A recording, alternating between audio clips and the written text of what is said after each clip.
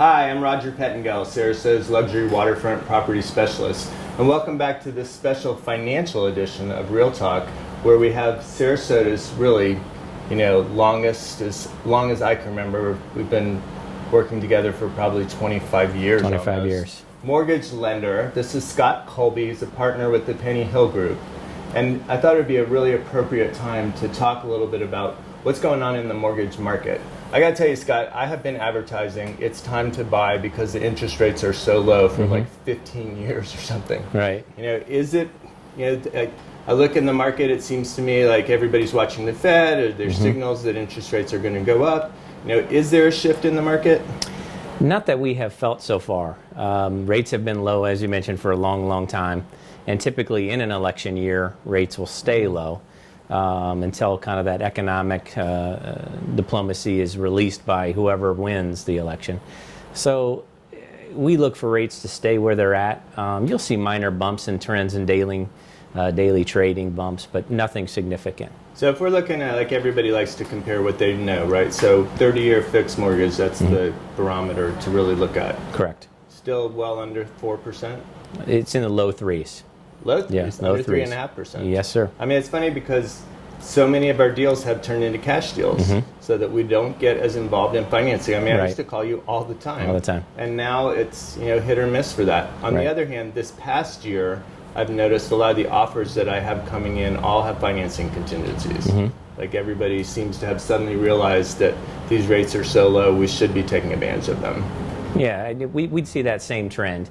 And it's right, that's the logic, is what's the money costing me versus what it can earn if I keep it invested and stay invested in the market.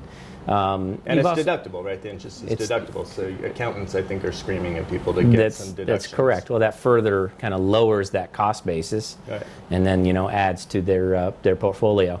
Also, we've seen that slight easing in credit markets where maybe mortgages are getting a little bit easier. I wouldn't say dramatically easier.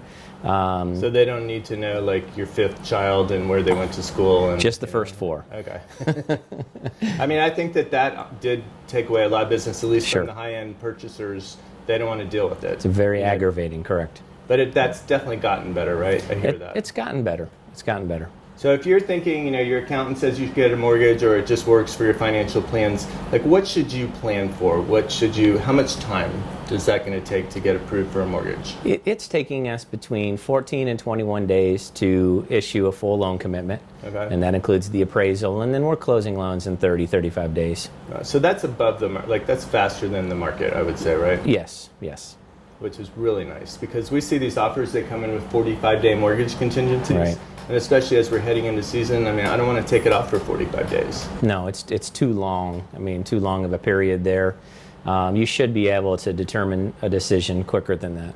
And is there something I know these buyers always come in with these pre-qualification letters, which we really don't even believe, but what should they do? What should they do to be the strongest purchaser if they're going to bring a financing contingency with them? That's a great point, because the pre-approval letter today is probably not worth the paper that it's written on unless you dig deeper in determining, did the lender look at income? Have they asked the questions on where the down payment's coming from? And did they pull credit and actually look at the credit? So we try to make it clear on our pre-approval letters that we've looked at the income, we've structured the loan, we've pulled credit, and we know where the down payment's coming from. That gives you a little more solid pre-approval letter.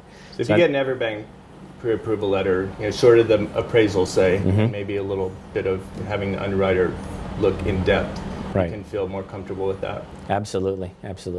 Okay, so I got to tell you, I always refer to Scott. I love Everbank, and I love the Pettingell Group. It's been a pleasureful 25 years of working together. And if you'd like their contact information, go to our website at longboatrealestate.com. Thank you. Thank you.